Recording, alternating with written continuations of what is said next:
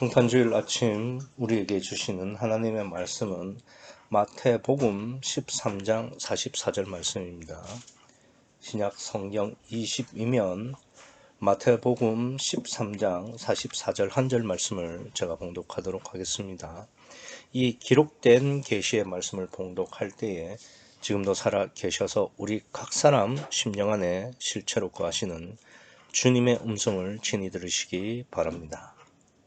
천국은 마치 밭에 감추인 보화와 같으니 사람이 이를 발견한 후 숨겨두고 기뻐하여 돌아가서 자기의 소유를 다 팔아 그 밭을 샀느니라. 아멘. 성탄절 아침에 오늘 본문을 주셨다는 게 참 저는 놀랍다고도 생각되는데, 오늘 한 절로 지금 한 단락이 되어 있는데 굉장히 오늘 본문은 기독신앙의 핵심을 말씀하시는, 잘 표현하는 그런 말씀으로 우리가 볼 수 있겠습니다. 늘 그렇지만은 한 절 본문이 굉장히 어렵기도 하고 또 사실 쉽기도 하죠. 어려운 이유는 본문의 의도를 한 절 안에서 찾아야 하기 때문에 어렵고, 쉬운 이유는 그러니까 본문의 의도를 제쳐두면은 그냥 아무 단어나 하나 잡고 설교를 해도 그만이죠. 그래서 보통 오늘 본문같이 한 절이 한 단락인 본문에서는, 보통의 교회에서는 목사들이 어떻게 설교를 하느냐 하면 자기가 마음에 드는 단어를 하나 잡고 그냥 설교하다가 그냥 오늘 본문에서 나오는 그 단어를 가지고 그냥 마무리하는, 그렇게 자기가 하고 싶은 말 하는 본문이 한 절로 된 한 단락 설교입니다. 그러나 이제 구유복음 같은 경우는 이제 하나님의 의도를 제쳐두고는 설교 자체가 불가능하기 때문에 사실 한 절로 된 한 단락의 설교가 가장 어렵습니다. 그래서 오늘 본문도 사실 한 절로 한 단락이 돼 있기 때문에 이 본문의 의도를 파악한다는 것이 그렇게 쉽지만은 않습니다. 그러나 하나님은 다 방법을 주셨죠. 그 방법에 따라 오늘 본문이 어떠한 의도로 기록이 됐는지를 지금부터 함께 살펴보도록 하겠습니다. 오늘 본문을 보시면은 가장 먼저 떠오르는 게 어떤 생각이 드세요? 그러니까 보화를 발견하고 자기의 모든 것을 팔아서 이렇게 샀으니까 일단은 장사꾼 마인드, 요런 말이 생각이 납니다. 그렇죠? 그러니까 장사꾼이라는 사람들은 원래 절대 손해를 보지 않는 사람들이죠.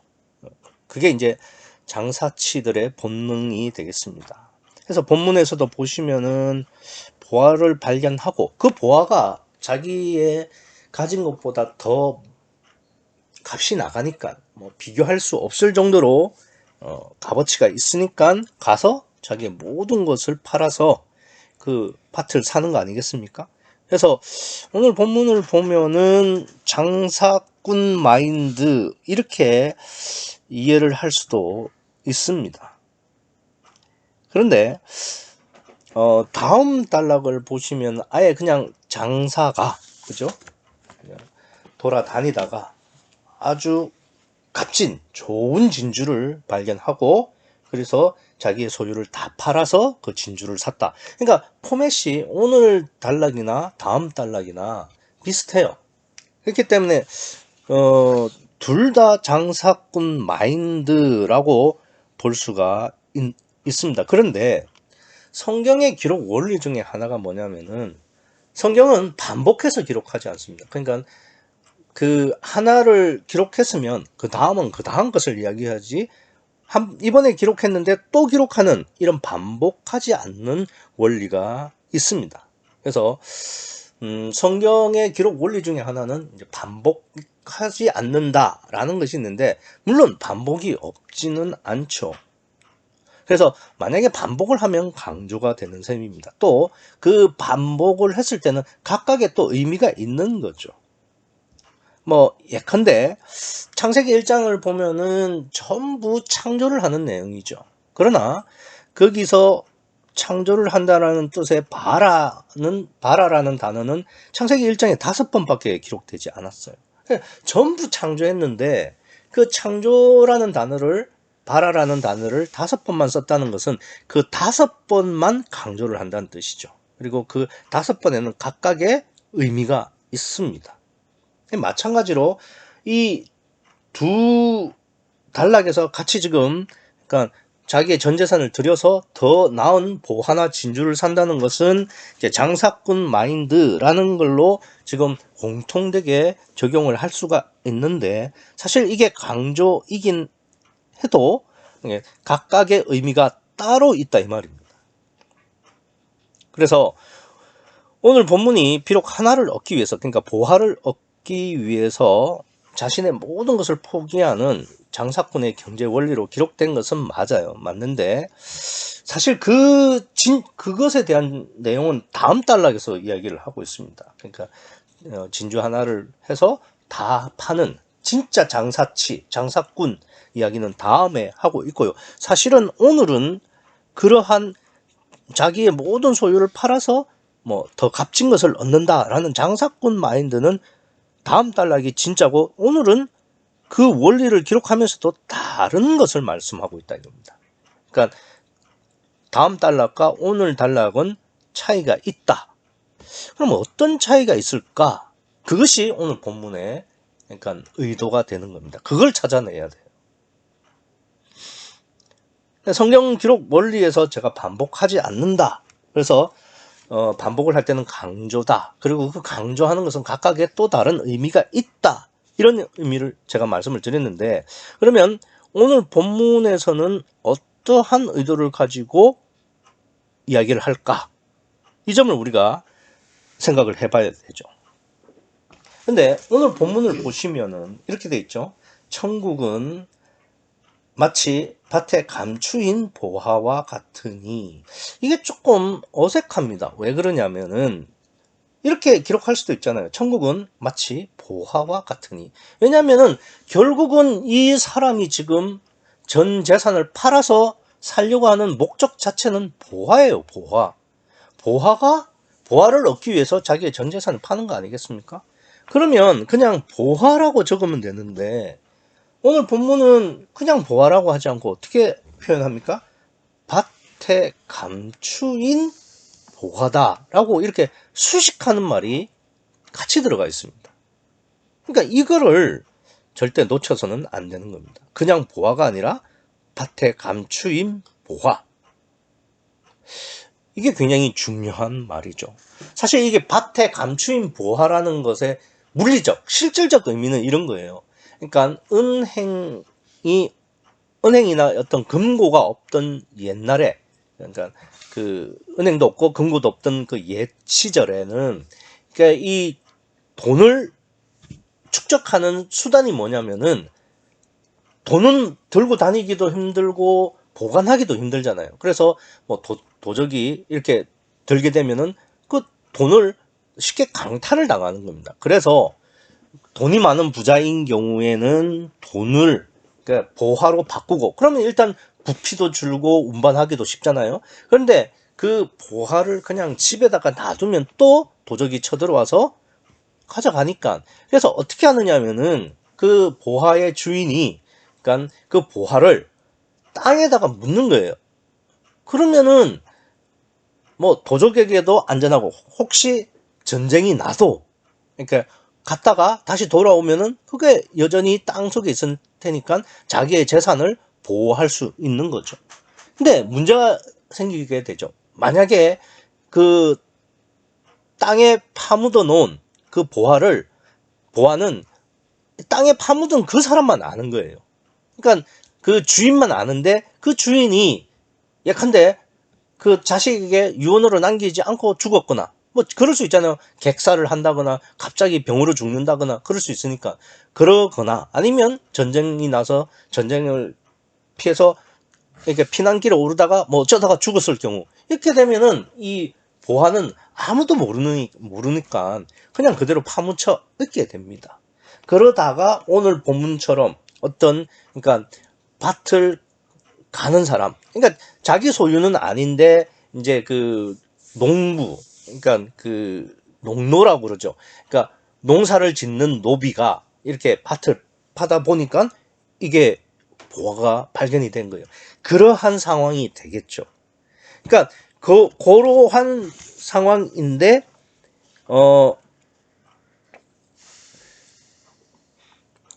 밭을 이렇게 파다 보니까 보화가 발견이 됐어요. 그래서 이 사람이 이제 오늘 본문처럼 발견한 후 숨겨두는 거예요. 다시 이제 흙으로 이렇게 덮어놓고 돌아가가지고 자기의 소유를 팔아서 그 밭을 사는 겁니다.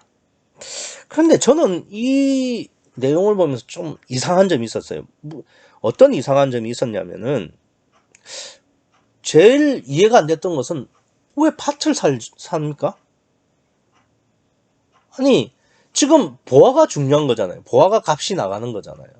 그러면 아니, 보화 어차피 아무도 안 봤으니까 보화만 살짝 들고 자기 집에 가져가서 그 보화를 팔아서 그 돈으로 살면은 자기 전 재산 팔지 않아도 되고 그 보화도 자기 것이 되고 그럴 수 있잖아요. 그런데 왜 전 재산을 팔아서 밭을 사느냐 이거예요. 아니, 그 밭 없어도 되잖아요. 보화만 가지면 그뿐인데 왜 전 재산을 팔아서 밭을 사냐 이거예요.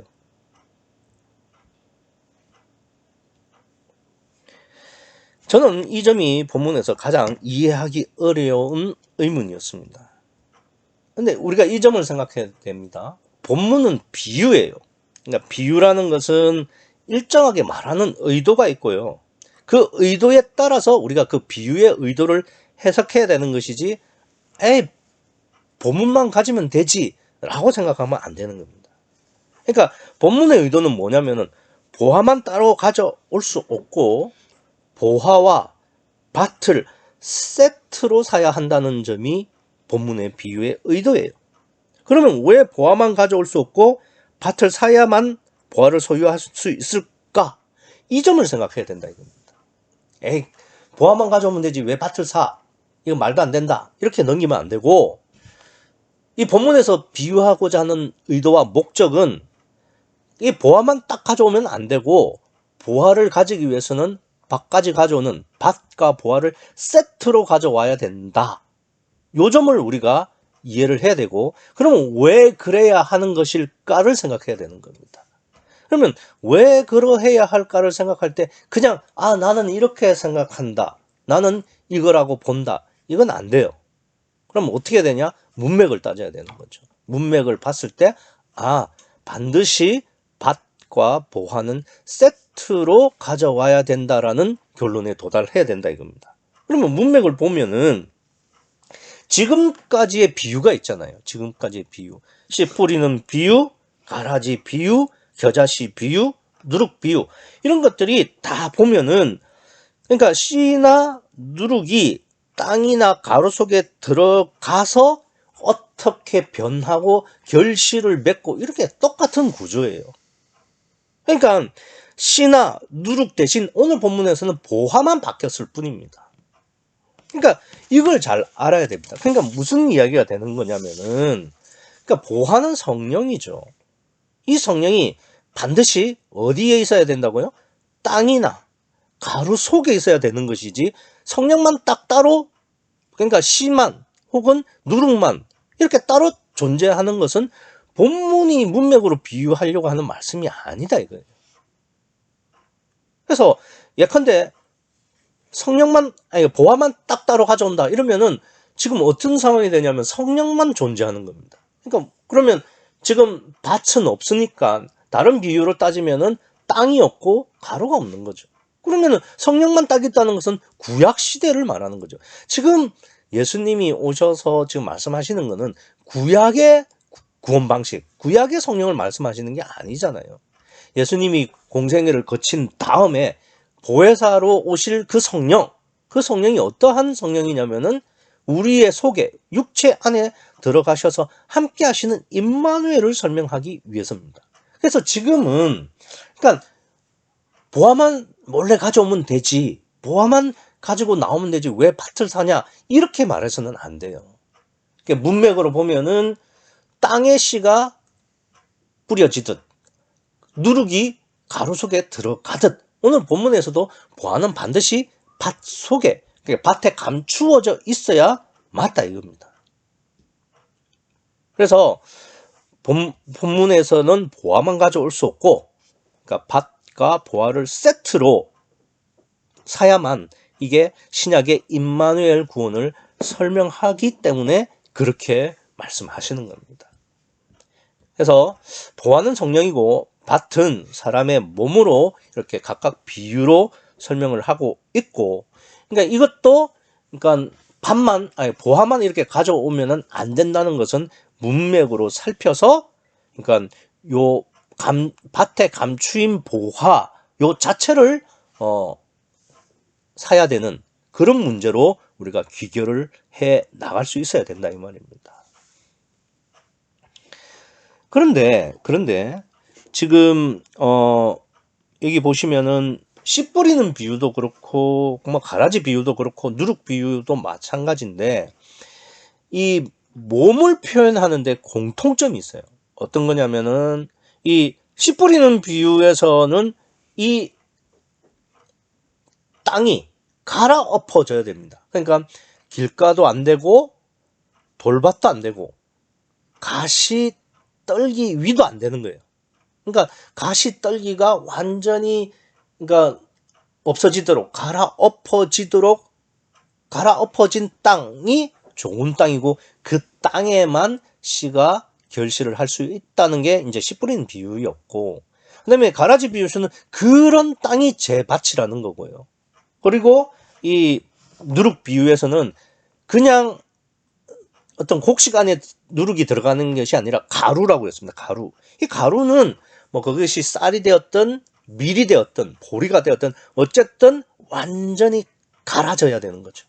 그래서 가루 역시 완전히 갈아졌다라는 점이죠. 그래서 지금 뭐 씨 뿌리는 비유, 가라지 비유, 이 누룩 비유에서의 땅이나 가루는 원래의 형태가 완전히 갈아엎어진, 완전히 원래의 모습이 사라지고 부인되어지고 깨져버린 그러한 몸의 형태를 비유로 하고 있습니다.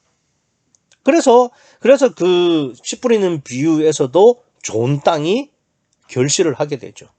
또 가루 서말이 누룩으로 인해서 완전히 부풀어지게 되죠. 그러니까 그 몸이라는 것이 결국은 이게 완전히 갈아엎어지거나 완전히 가루가 돼야 되는 문제가 생기는데, 그것은 결국은 원래의 그러니까 원래 땅의 모습이나 원래 곡식의 모습이 완전히 바뀌는, 갈아엎어지는, 완전히 부인되어지는 그걸 말하는 거죠.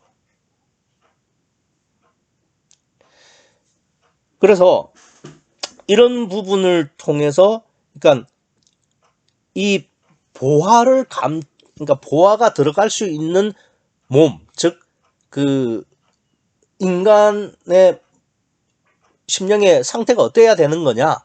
그러니까 씨 뿌리는 비유나 이 누룩 비유에서처럼 그러니까 그 땅과 그 곡식이 완전히 갈아엎어지고 완전히 가루가 되는 그 상태여야만이 지금 보화가 그 밭 안에, 그러니까 사람의 속에 들어갈 수 있다는 것을 지금 공통점으로 이야기를 하고 있는 겁니다. 그렇기 때문에 이 밭에 감추인 보물 역시 임마누엘 원리를 설명하고 있고요. 그러니까 보물이 이제 밭에 있어야만 의미가 있는데, 근데 이 보화는 절대 아무 심령이나 아무 사람 속에 들어가는 것이 아니라 씨 뿌리는 비유나 이 누룩 비유처럼 완전히 갈아엎어지고 완전히 가루가 된, 다시 말해서 자기가 완전히 깨어지고 부셔지고 온전히 부인되어진 그런 심령에게만 들어간다는 것을 이야기를 하고 있는 겁니다.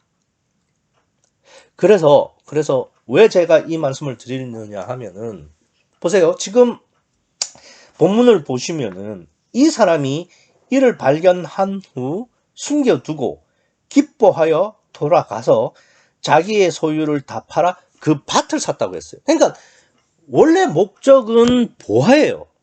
이 사람이 가지고자 하는 원래 목적은 보화인데 그 보화를 살 수 있는 능력은 없어요, 이 사람이. 왜 그러냐면은 제가 말씀드렸죠. 이 보화가 누구라고요? 성령이요. 그러면 성령의 값은 얼마나 되겠습니까? 사실 성령을 값으로 매긴다는 것 자체가 어불성설이죠. 왜 그러냐면은 우주의 우주라도 성령을 어떻게 해볼 수가 없는 겁니다. 다 팔아도, 우주의 우주를 다 팔아도 성령을 살 수 있다는 말 자체가 어불성설이다 이 말입니다. 그런데 사람이 어떻게 성령을 사요? 그런데 방법은 있다 이겁니다. 그게 뭐냐? 지금 이 사람처럼 이 사람이 기뻐했죠? 돌아갔죠? 자기의 소유를 팔아서 뭘 산다고요? 밭은 살 수 있다 이겁니다. 그러니까 그 밭을 사면은 그 밭 안에 있는 감추인 보화까지도 살 수 있다는 이야기입니다. 자, 그러면은 이 밭을 산다는 의미가 뭐냐 이거예요. 제가 지금까지 말씀드렸죠. 가라지 비유나 누룩 비유를 봤을 때 땅이나 곡식이 갈아엎어지거나 혹은 가루가 되어야만 그 안에 씨가 들어가서 결실할 수 있다. 완전히 부풀려질 수 있다. 이 말씀을 드렸습니다. 그러니까 사람이 성령을 다이렉트로 뭘 살 수 있거나 그럴 수는 없어요. 그러나 방법은 있죠. 어떤 방법이 있습니까? 그 밭을 살 수 있을 수는 있다 이거예요. 근데 그 밭이 어떤 밭이냐? 갈아엎어진 땅 혹은 완전히 가루가 된 가루. 그러니까 우리가 성령을 영접할 수 있는 방법이 뭐냐? 우리가 성령을 소유할 수 있는 방법이 뭐냐? 성령을 직접적으로는 우리가 어떻게 할 수는 없어요. 그런데 방법은 있다 이거죠. 그게 뭐냐? 앞서 말씀드렸던 것처럼 완전히 자기가 깨어지고 갈아엎어지고 가루가 되는 자기 부인을 통해서는 성령을 영접할 수 있는 기회를 얻을 수 있다 이겁니다. 이 점을 우리가 잘 알아야 됩니다. 오늘 성탄절이라서 뭐 기쁘다 구주 오셨네 했는데, 그러니까 기쁘다 구주 오셨다고 해도 그 주님을 우리가 다이렉트로 어떻게 오시라고 해서 오는 게 아니에요. 우리가 기뻐할 수 있는 실질적인 내용은 뭐냐면은 내가 갈아엎어지고 내가 가루가 되면은 그분이 내 속에 들어오실 수 있는 기회를 주셨다는 게 기쁜 겁니다. 그것이 은혜고 그것이 감사할 수 있는 조건이에요. 그러니까 이 사람도 기뻐한 거예요. 왜 기뻐했냐면 보화를 다이렉트로 살 수는 없지만 그 밭은 자기가 살 수 있으니까. 어떻게? 전 재산을 팔아서요. 그러니까 이 사람 능력으로는 지금 전 재산을 팔아서 밭 정도 살 수 있는 것이지 보화는 어림도 없죠.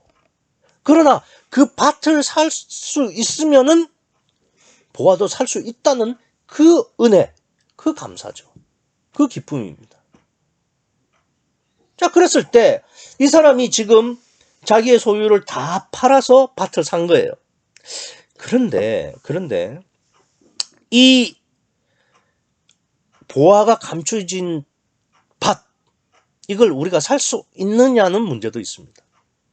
물론 오늘 본문 보시면은 이 사람이 기뻐해서 그 밭을 샀어요. 우리도 그 보화가 감춰져 있는 밭을 보면은 내 전 재산 다 팔아서 밭을 살려고 하겠죠. 그런데 문제가 있어요. 요 보화는 어떤 보화냐면은 밭에 감추인 보화라 이겁니다. 감추인 보화. 이건 무슨 말이냐면 세상에는 드러낼 수도 없고 드러내봐야 알 수도 없는, 그러니까 영적 존재, 즉 성령은 무감지 무의식 무의지이기 때문에 사람들은 알 수 없다 이겁니다.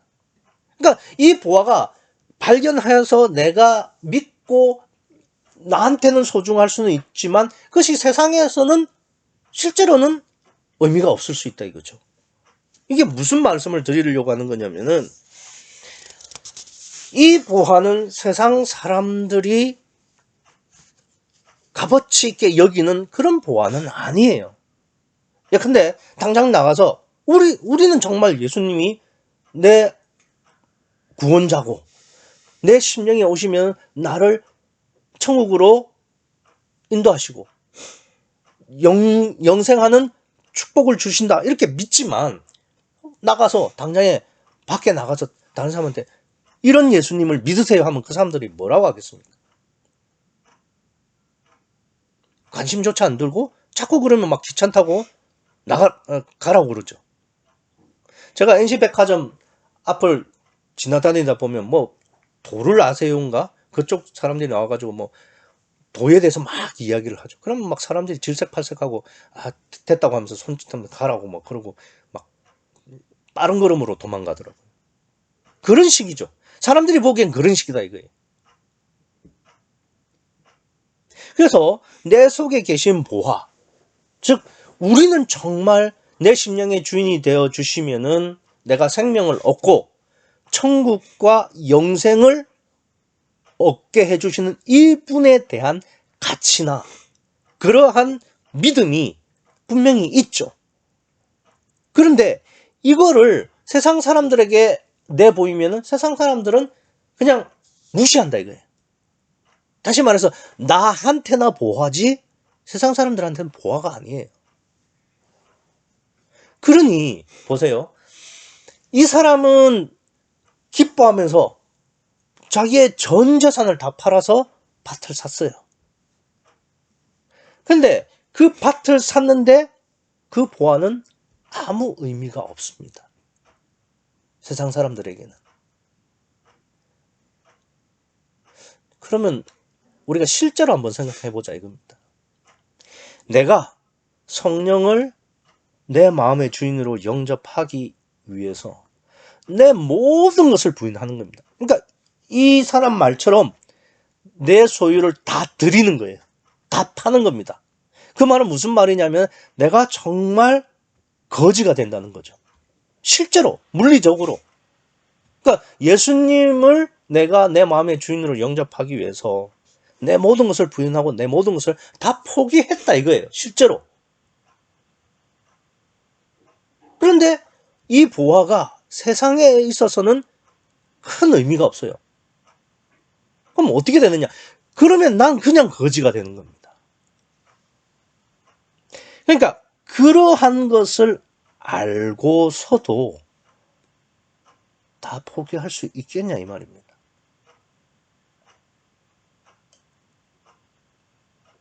이게 그냥 우리는 보기에 이게 이제 이 사람은 이제 보화를 얻었으니까 이제 앞으로는 잘 먹고 잘 살고 떵떵거리면서 살겠구나. 그게 아니죠. 우리가 실제로 생각해 봐야 된다 이겁니다. 성령이 내 안에 들어오신다고 해서 내가 무슨 그 사람들이 막 우리를 우러러 보고 그런 게 아니죠. 나는 내 모든 것을 다 포기했어요. 내가 모든 것을 다 부인했다 이겁니다. 그래서 실제로 이 사람처럼 내가 가지고 있는 전 재산을 다 포기해서 주님을 내 마음의 주인으로 영접했다 이겁니다. 그리고 나서는 어떻게 할 겁니까? 그러면은 그 다음부터는 우리는 일용할 양식으로 살아가야 됩니다. 하나님이 먹여주시면 먹고 아니면 못 먹고, 그렇죠? 그래서 일용할 양식을 주옵시고라고 하는 주기도문의 그 기도가 그냥 예수님이 하시는 말씀, 그러니까 이게 의미적으로 그렇다가 아니라 실제로 그렇다 이겁니다. 그러면 그것을 그러니까 그것에 대한 사실을 알고 있으면서도 정말 나는 이 사람처럼 44절에 이 사람처럼 기뻐하여 돌아가서 내 전부를 다 팔 수 있겠냐 이겁니다. 우리는 예수님을 내 마음의 주인으로 영접해 드린다고 하면은 내가 가지고 있는 것은 유지하고 혹은 더 복받고 그러면서 주님은 내 마음속에 들어오시고 이거 원하잖아요. 근데 이 사람은 지금 자기의 소유를 다 팔아서 그 밭을 산 것이지 밭만 산 것이지 보화로 어떻게 한다는 말이 없잖아요.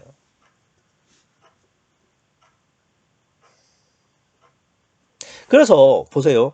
씨 뿌리는 비유에 네 밭이 나옵니다. 그 네 밭이 나오는데 그 밭 중에서 결실을 하는 밭은 좋은 땅, 이거 하나밖에 없어요.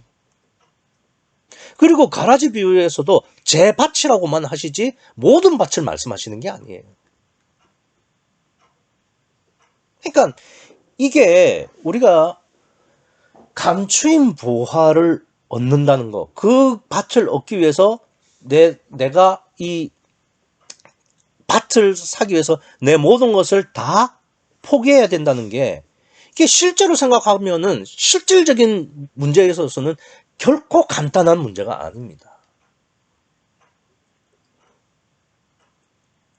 우리가 내가 부인되기 위해서 하나님께서 내 모든 것, 내가 가지고 있는 모든 것을 포기하기를 원하고 그랬을 때 과연 내가 기꺼이 이 사람처럼 기뻐하면서 다 포기할 수 있느냐의 문제입니다.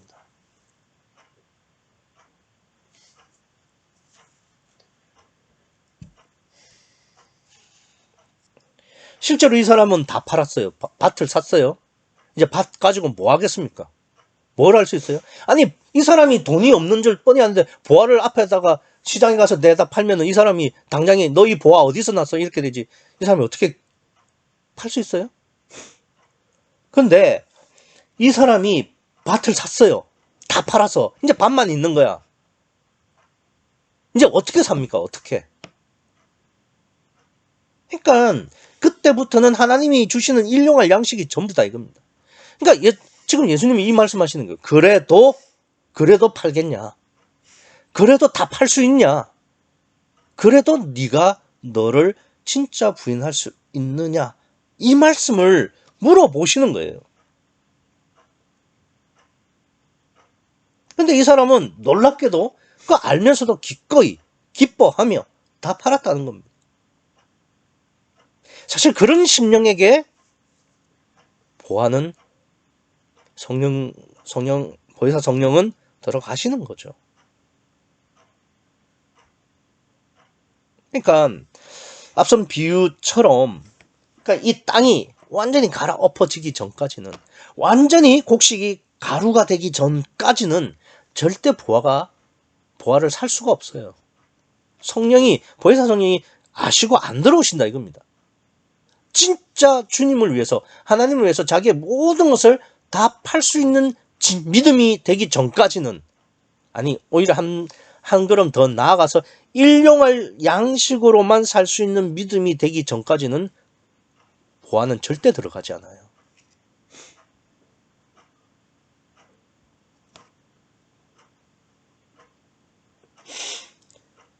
하나님은 야, 네가 가지고 있는 전부를 다 팔면 내가 그 다음에는 너 잘 먹고 잘 살게 해줄게, 이렇게 약속하시지는 않습니다.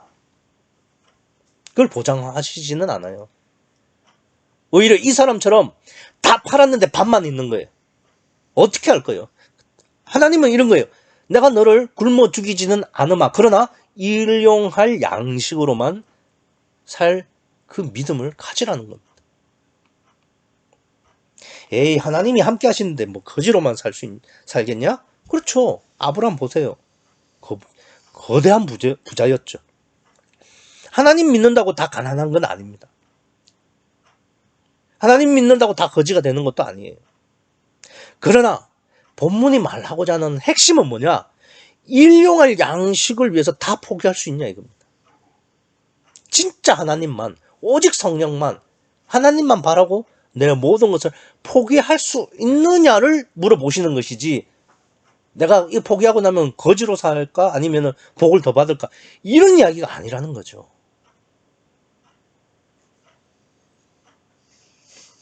아브라함도요, 성경은 이렇게 기록하고 있습니다.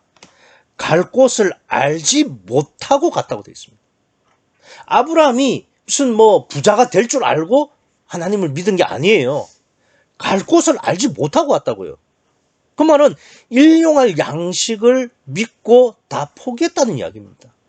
그리고 나서 하나님께서 아브라함에게 재산을 주신 것이지, 아브라함이 기복을 믿고 기복을 확신하고 갈 곳을 알지 못하고 가진 않았다 이겁니다. 이 점을 아셔야 돼요.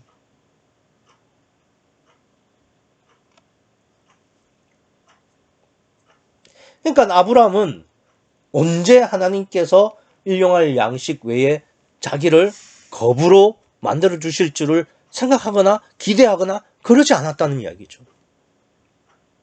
그러니까 우리의 믿음이 어떤 보장 없이 일용할 양식을 위해서 내 모든 가진 것을 다 팔아서 나를 부인할 수 있느냐 없느냐, 그걸 하나님 묻고 계시는 거예요.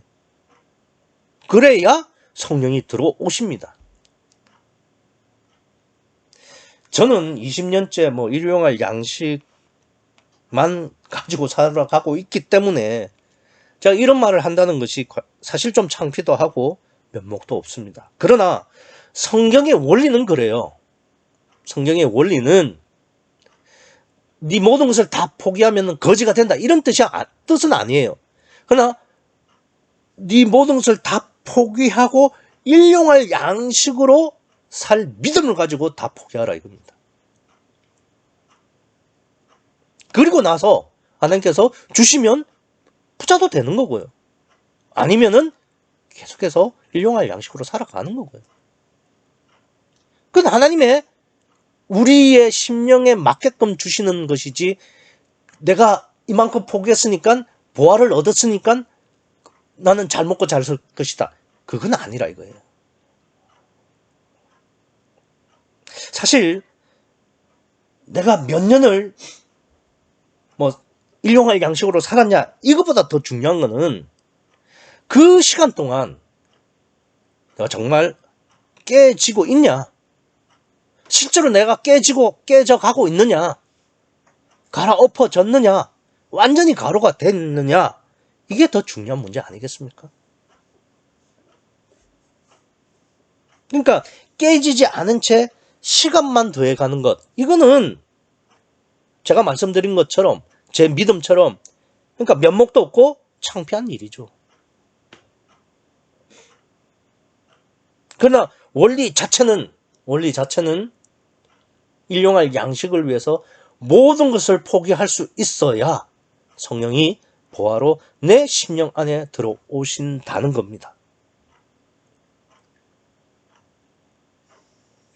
우리는 구유복음이라는 천국 복음을 알았죠. 그래서 개척할 때도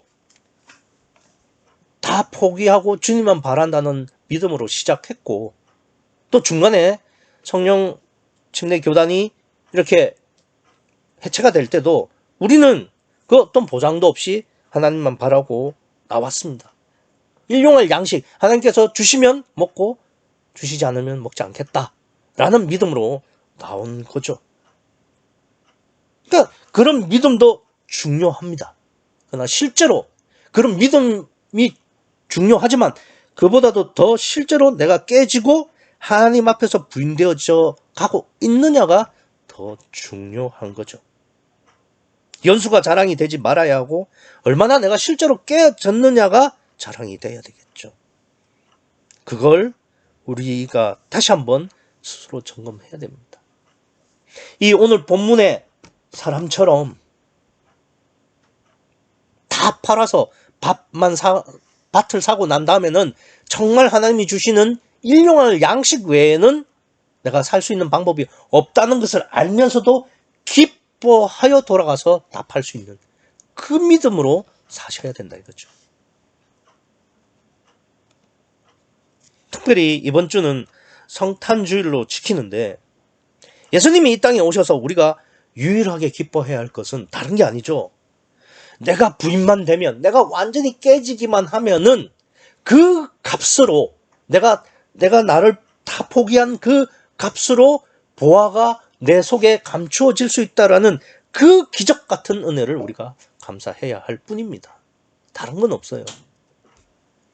내가 성령을 살 수도 없고 성령을 내가 어떻게 할 수도 없죠. 그러나 내가 정말 내 모든 것을 다 들여서 나를 온전히 부인하기만 하면은 그 밭 안에 성령이 들어오시겠다는 그 믿음, 그 은혜, 그 기쁨으로 오늘 성탄절을 우리가 보내야 된다 이 말입니다. 이번 한 주는 일용할 양식을 위해서 내가 가진 것을 얼마나 포기할 수 있고 또 나를 얼마나 부인할 수 있는지를 반성하고 또 고민하고 갈등해야 합니다. 그래서 이번 주부터는 오직 주님만 바라보고 온전히 내가 부인되어지는, 그래서 부인된 심령으로 성령을 영접할 수 있는 그 은혜가, 그 기쁨이 여러분과 제게 있기를 소원합니다. 기도하시겠습니다.